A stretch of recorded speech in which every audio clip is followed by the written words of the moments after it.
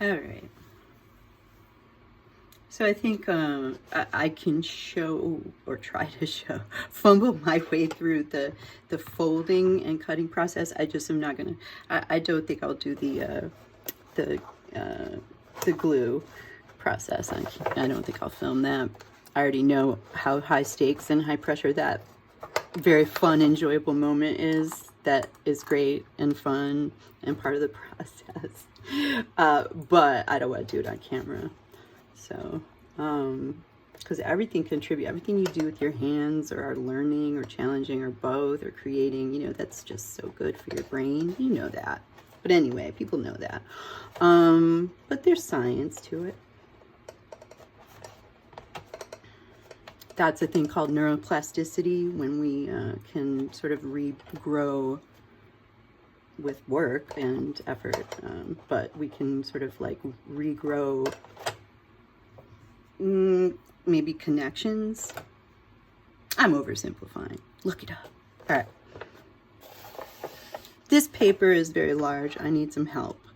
I'm going to use, this is called a bone folder. It gets its name because it's made from bone. This was a gift to me. People like these because you can use it to help fold paper and it won't burnish the paper. It won't, it has less of a chance of scraping your artwork or your text or smearing something or ruining the look of the paper along the fold. And this is a scoring tool that acts similarly, made from bamboo, that was in a different, like a kit that I sort of took out for this. Might come in handy. Or you could use the handles, let's see, yeah, the handles of like scissors, something like that. Or some people will use a plastic spoon, the back of a spoon. Or even, I don't know, even maybe a metal spoon might work. So, lots of options. All right, these have blades out of the way. I'm using some, like, one of these binder clips or something, clips, to try to help keep the paper in place, because as we know, paper is, it will win every time. It comes from trees and plants, cotton, strong.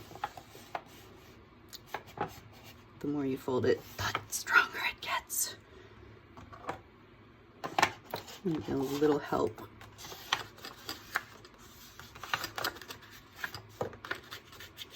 I can tell I'm folding sort of against the grain of this paper. Paper is produced,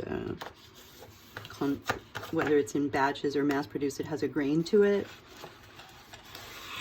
And this discussion sort of comes in more maybe with bookmaking than this type of thing, but I can tell that I'm sort of folding against the natural grain, which I think might be this way of this paper.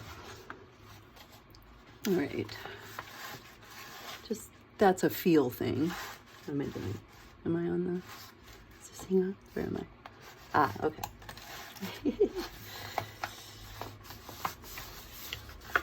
Just kind of, some people will put protection in between, like you could do like a sheet of copy paper in between. For this, no, not for this for me, but maybe. And I can already tell it's sort of like buckled. It buckled from being wet, so this is a we do our best situation. Help that one along.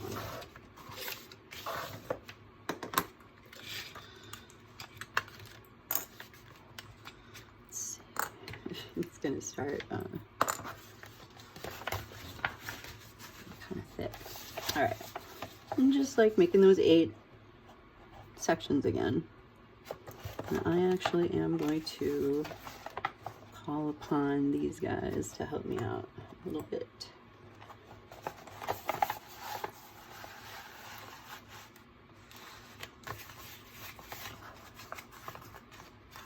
A little help.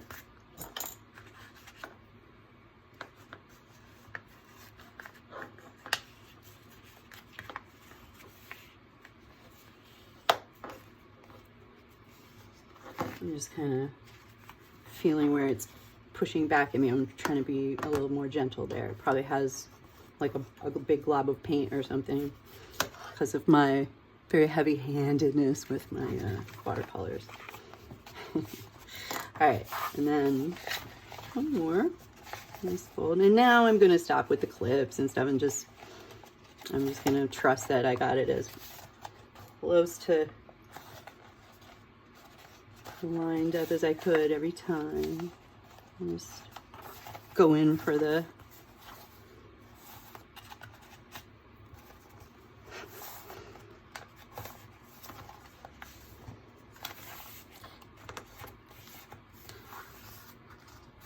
I'm not gonna like get it too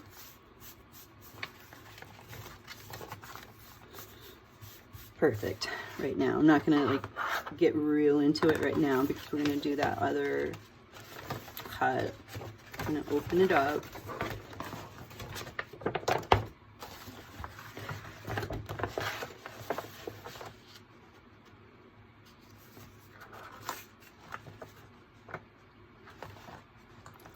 And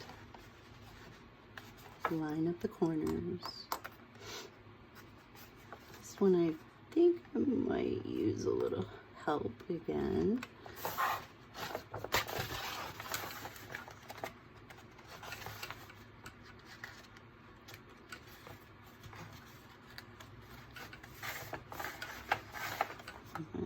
Paper's gonna win.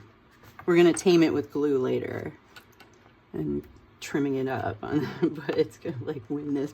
It's gonna win this round every time. And then I'm going to sort of just, I've got my guideline already there. I just want to give myself a little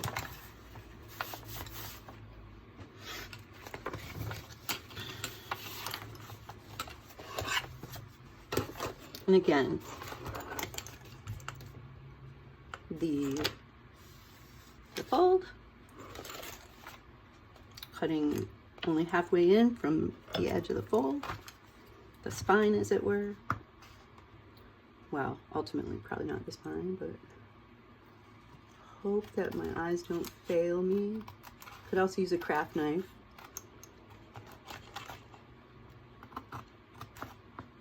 And don't want to go too far or at all over that midline here. Now I have my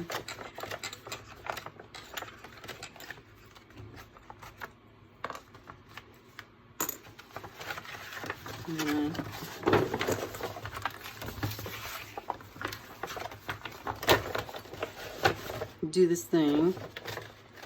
Abracadabra, boomity doom. Boop. I don't know, did I say that right? I don't know what it is, but some might call it, I don't know. And so now I have some options. You know, what do I want the front and back to look like? Play with this a little.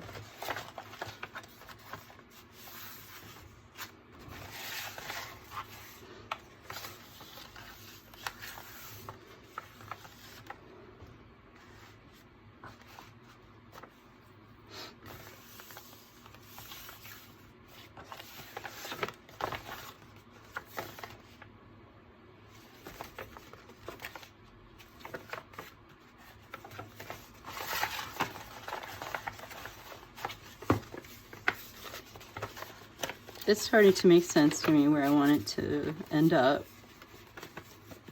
Again, you know, this is the part where it's trying to rein in the cats. Herd them in, herd the cats of the project. Because when glue goes on the back of this, it's going to be utter trust fall with the universe and my own hopeful ability to keep track of what's happening with the paper and my hands and all that. So I like this. This is what I like. Now I will sort of commit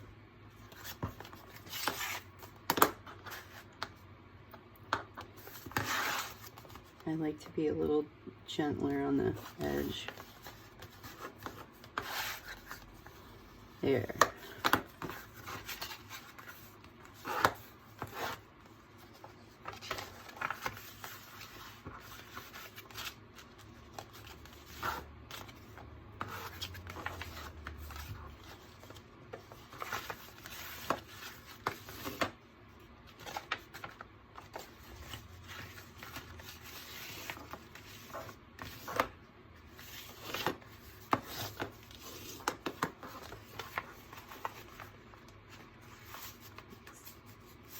Last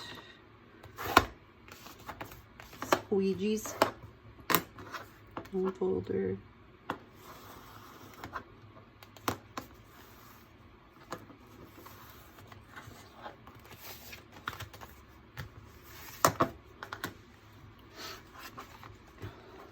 Okay, so ideas. It's going to be the size of this book. Lit, zine, thing. Not everything always is. So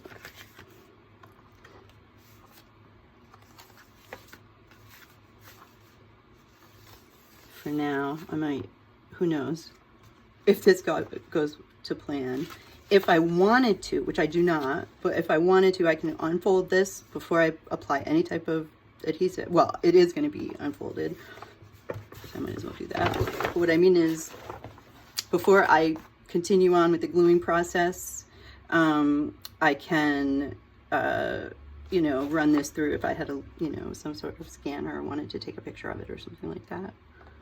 Be the time to do it, and then what I want to do, I just want to make a couple notes, find my place again and make a couple notes.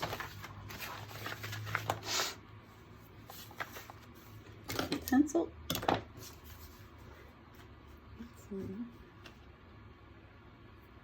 Front.